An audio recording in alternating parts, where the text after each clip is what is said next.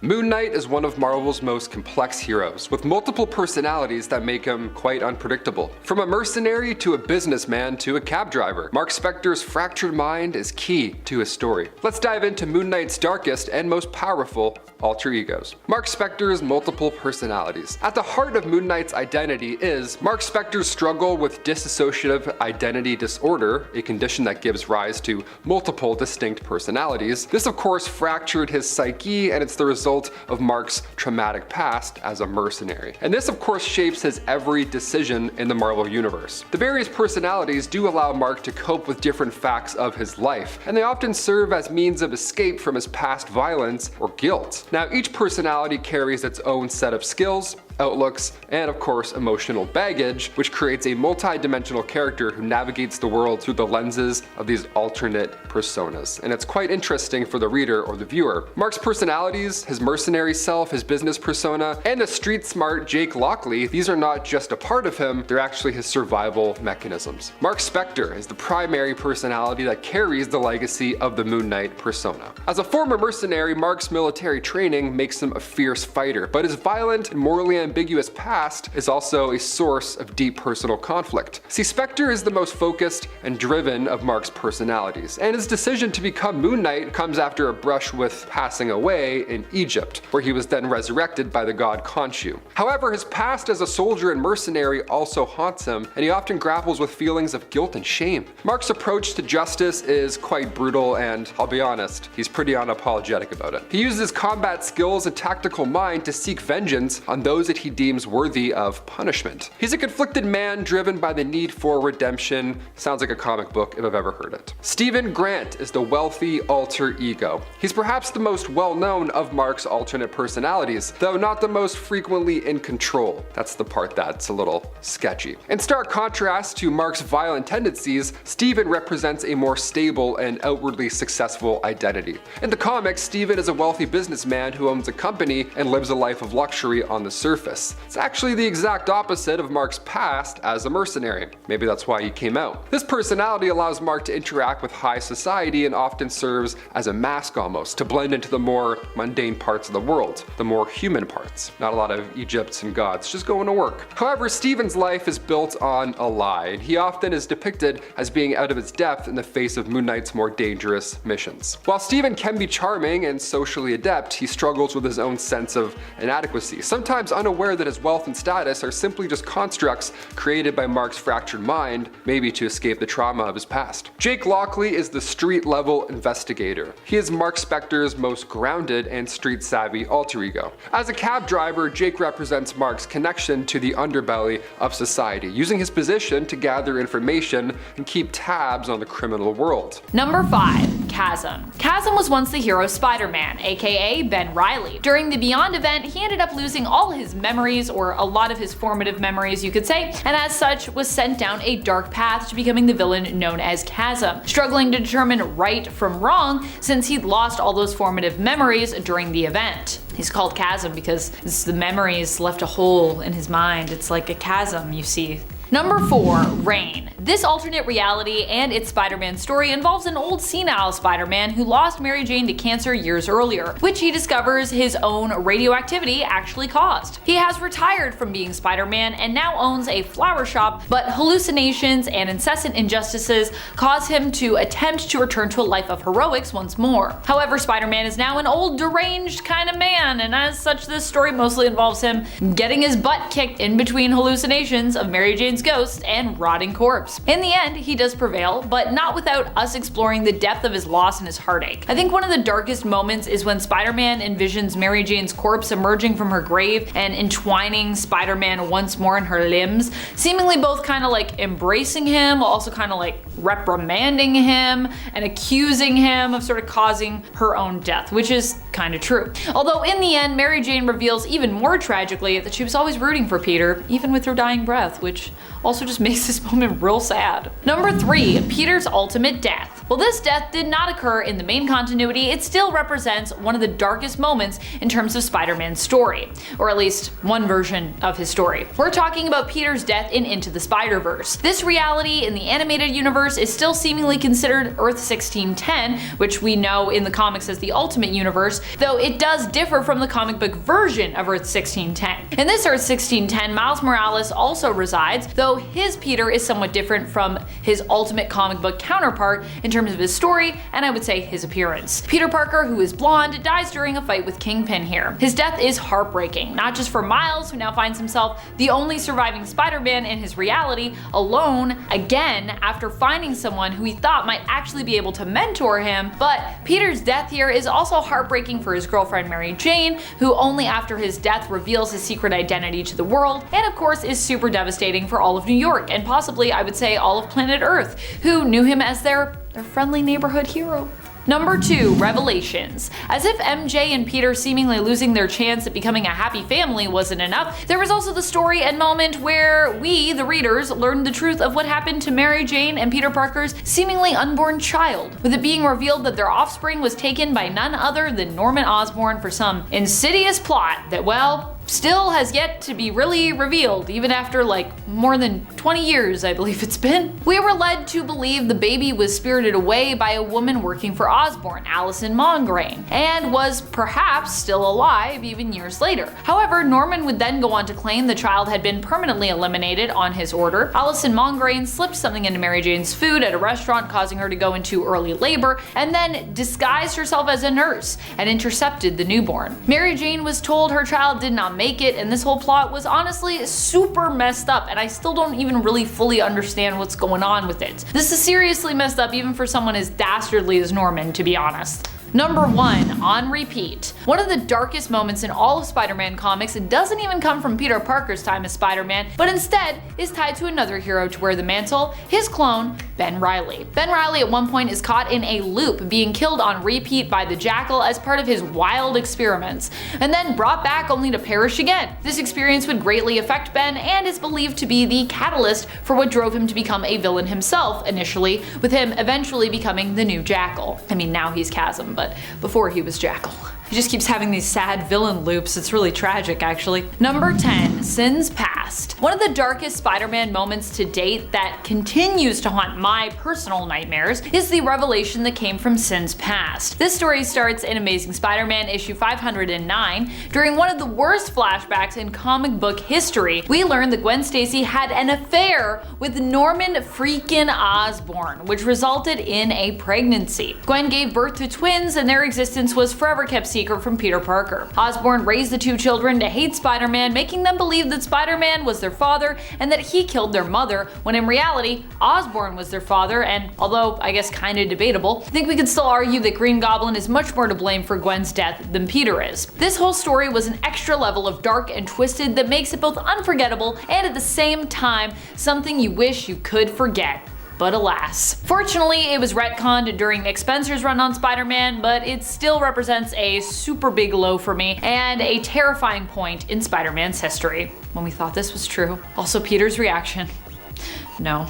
And friends, before we move on to our next spot on this list, if you love what we do here at Top 10 Nerd, be sure to show us you love us by clicking that like button. Seriously, feed the algorithm. Praise be the algorithm. Number 9, Loss of Iron Man. In the Marvel Cinematic Universe, something that hit Peter really hard was the death of Tony Stark. Initially, it had been Spider-Man himself who had perished during the snap, when Thanos kills basically half the universe using the Infinity Gauntlet. Peter was part of the 50% who lost their lives and seemingly got straight up dusted. He would return when Hulk used the Infinity Stones to bring everyone back 5 years later, but Iron Man would be forced to use them one more time to eliminate the past version of Thanos and his army. As Tony Stark is ultimately just a really smart human man, using the Infinity Stones to do something so great and so extreme not only took all of his energy, draining him, but ultimately cost him his life as well, completely depleting Tony. So he's completely out of the story now, at least for now. It's comics, so still anyone could come back at any time. This gave us a heartbreaking scene between Tom Holland's Spider-Man and Robert Downey Jr.'s Iron Man, where the two heroes once more were forced to say goodbye to one another near the end of Avengers Endgame. But with their roles reversed from Avengers Infinity War. You see what they did there? With Spider-Man being forced to say goodbye to his mentor as he passed on. Number 8. One More Day. After years of history and continuity, years of hurt and trauma and love and will they won't they in terms of Peter and MJ getting together and even staying together, all of the love and turmoil between them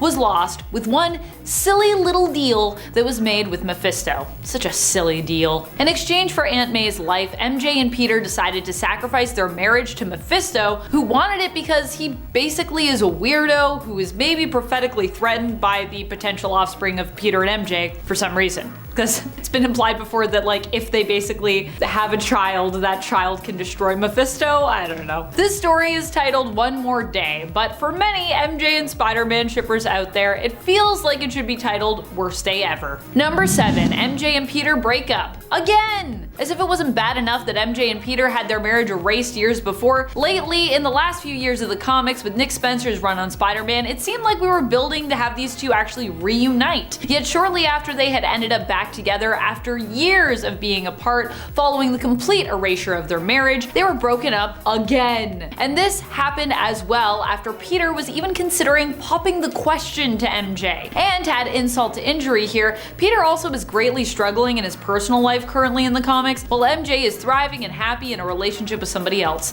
I mean, hey, I'm happy for MJ, but honestly, poor Peter. It's just, why? Why can't these two be together? Just let it happen, Marvel. Just let it happen. Number 6. Creating monsters. It's hard being Spider-Man, not just in terms of all the heroics or all the people he has to save, all the responsibility he has as a hero, and even not just in terms of his own personal trauma and struggles. But one of the hardest things about being Spider-Man is the balance between the two worlds of Peter's civilian life and his heroic life as Spider-Man. It's a dangerous lifestyle being a vigilante, and either Peter Parker is often forced to lie to people in order to protect them, or to tell them the truth, but putting them potentially at great risk. That is pretty much what happened with Carly Cooper, Peter's one-time girlfriend, who all in all was quite a capable person, being a forensic specialist with the NYPD. Carly ended up being kidnapped by the Green Goblin, and after refusing to reveal what she knew about Spider-Man's true identity, was turned into a goblin herself with the Goblin Serum. She took up the name Monster for a while, and even after she was returned to her normal human self, was forced to leave New York in the end to create some distance between her and Peter after her traumatic experience. Halfway through into number 5, Green Arrow. Created by Grant Morrison and Arnie Jorgensen, the most recognized version of Prometheus made his first appearance in New Year's Evil Prometheus from 1998. Commonly an adversary of the Justice League, Prometheus would also serve as an enemy to Batman, Green Arrow, and Midnighter. Prometheus possesses no superhuman abilities, but has undergone intense physical and mental training and utilizes an extensive range of equipment and technology like Batman does. However, Prometheus is probably the most known in the Green Arrow community for being the start of the Trial of Green Arrow storyline, commonly known as the worst Green Arrow storyline of all time, where Oliver kills Prometheus after he bombs Star City, kills Roy's daughter, then ends up cutting off Roy's arm, and then Oliver gets put on trial for his death. Yeah, you can say that was Oliver going dark, excluding the show. And at 4, Hulk. Oh man, okay, this is an interesting one. Hulk, aka Maestro from the Future Imperfect storyline, is actually the worst version of the Hulk you can understand, okay, like morally speaking. He's from the Old Man Logan series, but first appearing in the Incredible Hulk Future Imperfect #1 from 1992, Maestro possesses Bruce Banner's intellect and the Hulk's everything else. After a devastating nuclear war destroyed most of the human race, the radiation from that war ended up basically supercharging the Hulk and turning him into an even more powerful version. Ended up violently attacking his cousin, She-Hulk, which resulted in the birth of the Hulk gang. I don't want to get into that, but at this point I kind of have to because this number's about him. It's absolutely terrifying, okay? Because while the Hulk is already a freaking monster, add on to that more radiation, more power, the destruction of the country. Yeah, okay? And not only that, but this was 1992. God, they ran the whole Hulk gang thing in 1992. Thank God I wasn't alive. Getting close to the end in number 3, The Flash. Barry Barry Allen, aka The Flash, is one of the former heroes who turned into a bloodthirsty vampire after Batman spread the vampire plague throughout the world of Earth 43. He confronts Wally West from a different world and attempts to kill him, but before he can succeed, he was killed by Roy Harper in this world, who shot him with wooden arrows in the back. Yep, that's right, wooden arrows count as stakes. I wonder if these were T-boned. But even if he went down easily, that doesn't mean that he wasn't powerful. Okay, since, you know, a vampire with the powers of the Flash, and not just any Flash, Barry Allen, the literal Speed Force itself, basically, who can run so hard that he can compress air molecules under his feet and run up the air like a staircase. Yeah, I don't think you really need to think about why that's terrifying. If he hadn't have been killed by Roy, he would have wiped out humanity, okay? And that's why they had to kill him off, so that didn't happen. Okay, there was no way to defend against that, especially since Batman was the one who turned him. But ultimately, in number 2, Captain America. In a surprising turn of events, Captain America actually found himself entangled with the group of Hydra, a longtime foe that he had fought against for years and was basically his most iconic villain. This unexpected twist occurred in 2016's Captain America Steve Rogers #1 when Cap uttered the shocking phrase, "Hail Hydra," after callously pushing a fellow ally out of an airplane. Prior to this, Cap had experienced a significant transformation due to the actions of the Iron Nail. The super soldier serum in Cap's bloodstream was neutralized, causing his body to age, aligning with his actual age of 90 years old. But this resulted in him assuming the persona of Old Man Cap, similar to his portrayal at the end of Endgame. For a period of time, he was like this, but it eventually was changed with the Cosmic Cube, which is the Tesseract in the movies, causing him to just go nuts, okay? He transformed into a 4-year-old and then was manipulated by Red Skull into believing that Hydra was good. So then, like, Koblik restored Cap to his actual, like, proper physique and whatever. They also made him loyal to Hydra, so yeah, it wasn't well received. And finally, in number 1, Hal Jordan. I think at this point, it's justified that thanks to the Emerald Twilight from back in 1994, Hal Jordan's gonna be on this list. The story begins with Hal Jordan holding a doll in the middle of what was once Coast City.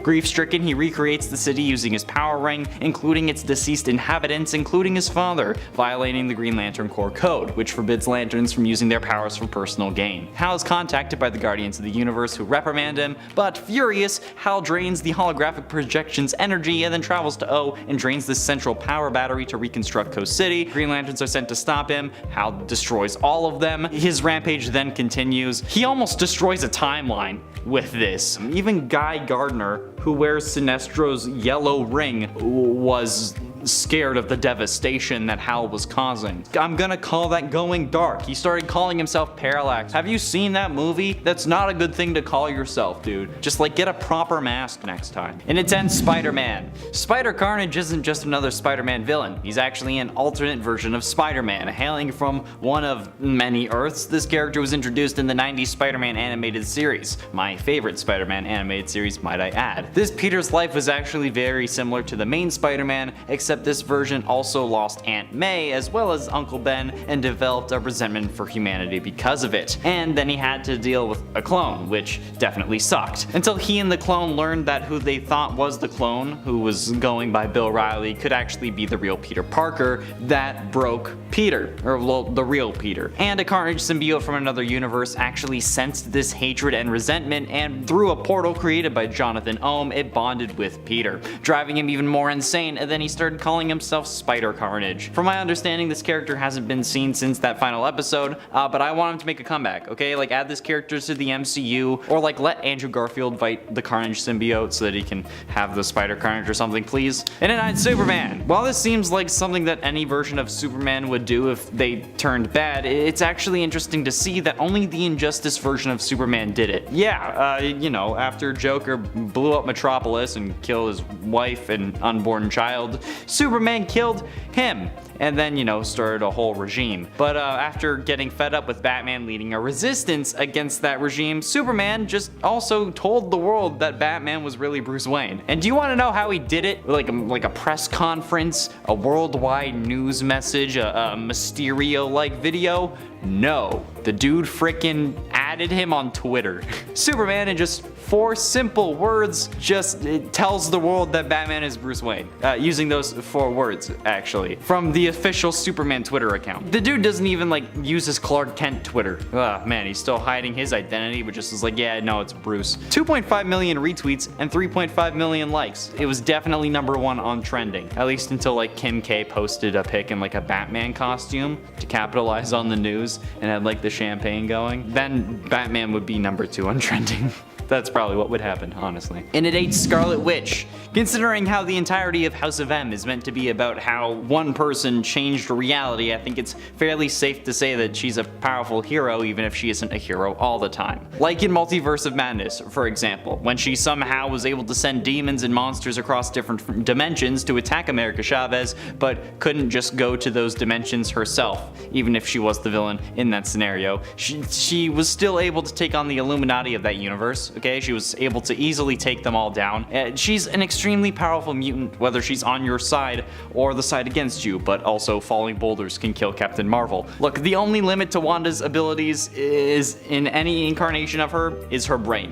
And that's my one gripe with Multiverse of Madness, okay? The whole point to getting America is to be able to cross dimensions, but she's literally able to do that. And also, you captured a whole city into your own personal TV show and brought your dead Infinity Stone power boyfriend back from the dead for it, okay? I think you can easily handle any illness that your son ends up getting. And in the whole House of M thing, you literally rewrite reality so that there are actual kids that you can live with and raise, okay? So you've been a villain. And it's 7 Batman. When Ares, the Greek god of war, created a helmet that amplified his powers 100-fold, war broke out in an effort to stop him. For 2 years, Batman and Wonder Woman fought side by side to get close enough to attempt to stop Ares. It was during this war where Bruce and Diana actually fell in love. They and their allies made a pledge to kill the god of war and end his reign of terror once and for all, and when they finally mounted the attack to get to Ares, the two were able to get the helmet off the war god. But Diana was incapacitated, causing Batman to believe that she had died.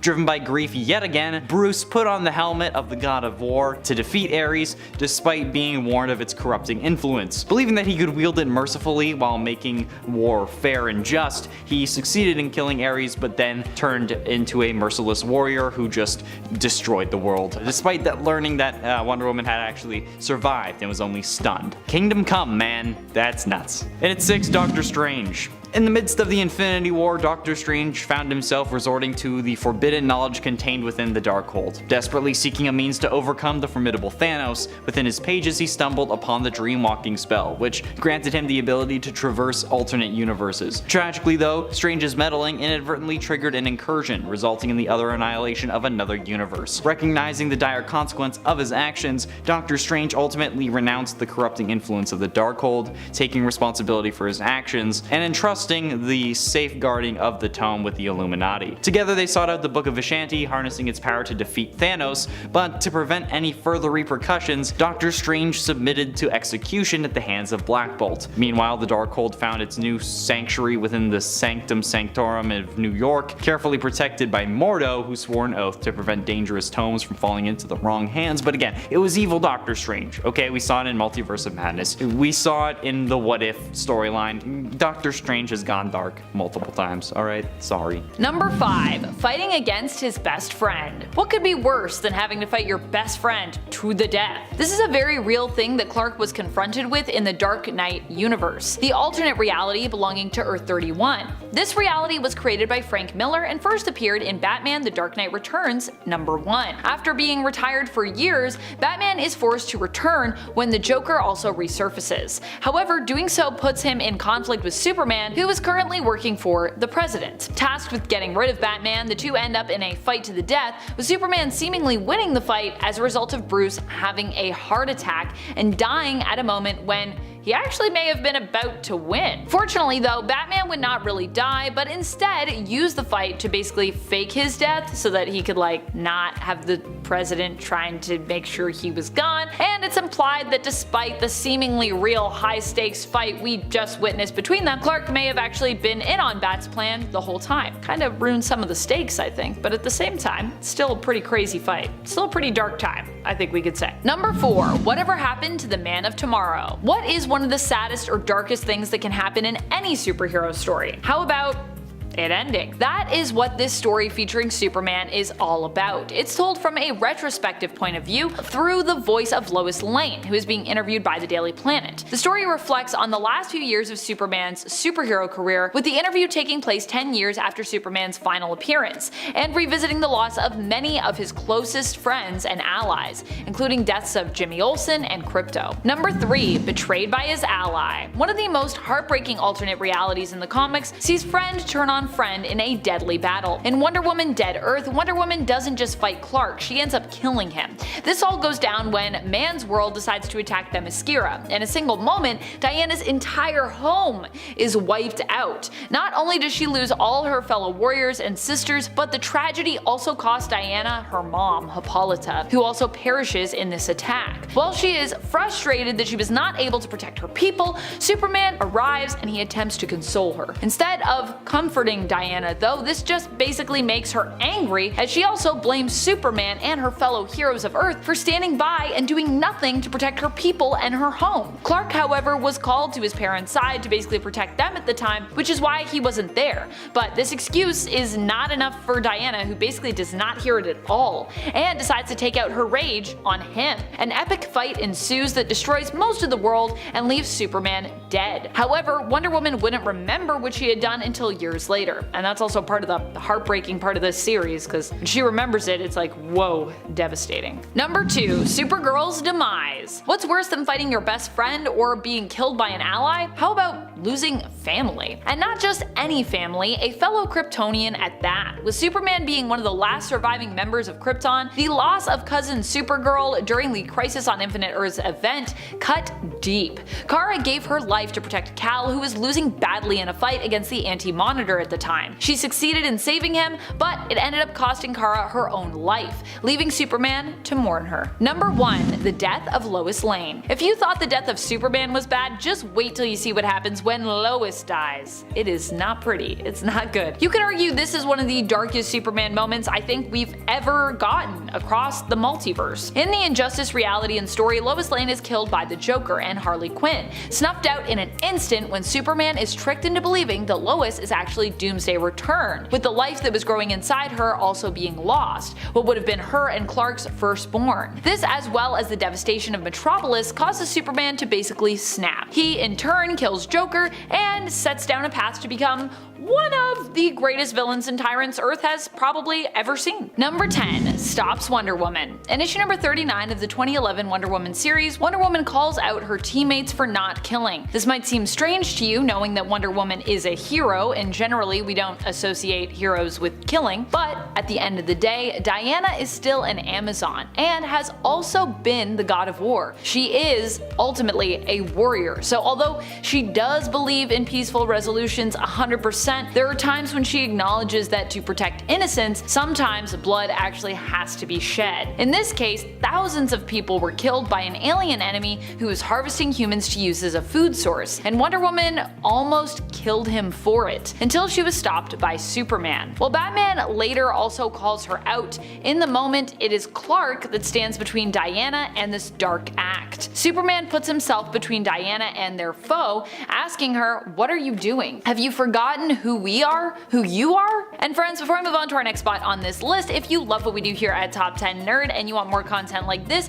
we do have a superhero playlist that's filled with lots of other superhero content. Number 9. John Kent grows up. I think one of the darkest moments for fans of Superman and for Clark himself has to be when he was forced to miss out on his son's childhood. And of course, so were we. Robbed, I say. John Kent is the son of Superman and Lois Lane, and there was a period in the comics where he went out to space. He was basically like finding himself, learning about his powers, all that good stuff. However, while he was only gone for seemingly 3 weeks, time works differently in space, at least in this story. I feel like that's never really been a consistent thing in the comics, but here That's a thing. For John, it was 7 years that had passed, with him moving from childhood towards adulthood by the time he returned to Earth, which means that Clark missed out on a lot of dad time, sadly. Number 8. Superman is defeated. Superman and Doomsday's fight in the comics would go on to become one of the most iconic in all of comic book history, thanks to it leading to the death of Doomsday and also, more importantly, the death of Superman. In this fight, Superman gives up his life to basically defeat Doomsday. This works with Doomsday perishing alongside Superman,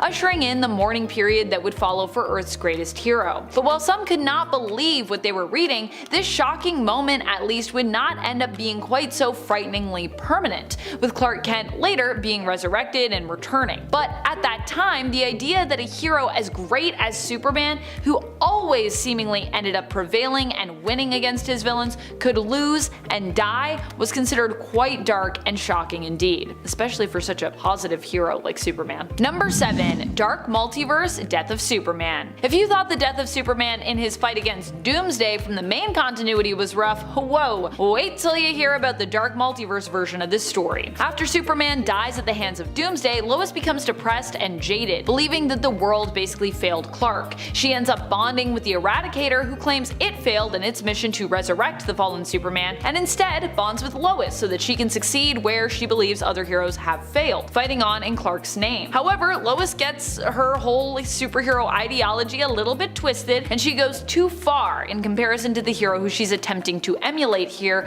her believed to be lost love Clark Kent, killing those who oppose her, villains and heroes alike. It turns out Superman was able to actually be resurrected, it just took longer than expected in this story. He returns but only lives long enough to express his disappointment and disgust at what Lois has become before he is taken out permanently by Cyborg Superman. Ouch. Number 6. Losing his dad. This one might make you cry, so be warned. In issue number 76 of Superman/Batman, Dick Grayson has taken up his father Bruce Wayne's role as Batman after his apparent death fighting against Darkseid. Now, of course, we would later learn that Batman didn't actually die here, but at the same time, everyone did think he was dead. Superman, aka Clark Kent, is dealing with his own grief at this time. He has also just lost his father, and his sense of loss comes into play when he goes to confront Dick Grayson, who has recently taken up his mentor and adopted father's mantle of Batman. Superman confronts Dick and tells him that he has to take the Batsuit off and give it up, that he has to let Batman go. However, Dick pushes back, turning the focus of the conversation to